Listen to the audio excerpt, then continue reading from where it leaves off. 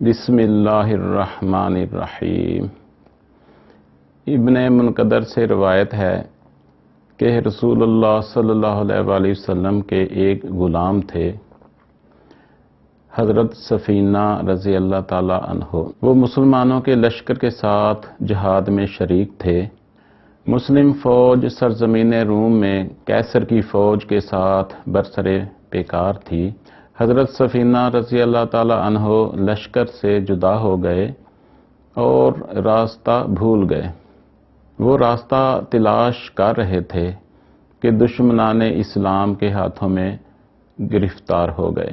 اس وقت کا روم یعنی آج کا اٹلی ایک عظیم سلطنت تھا، دنیا کی سپر پاور تھا، اور قیصر اس کے بادشاہ کا لقب تھا، اور مسلمانوں کی فوج روم کی فوج کے ساتھ جنگ کر رہی تھی۔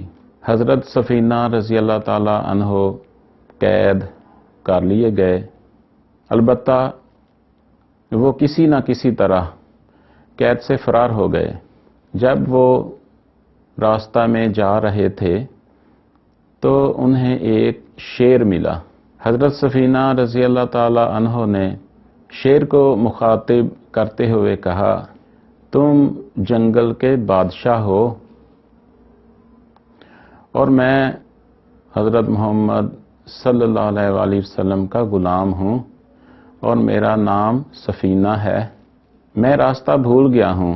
شیر نے یہ بات سنی تو ان کے سامنے دم ہلانے لگا اور پھر ان کے ساتھ برابر میں چلنے لگا۔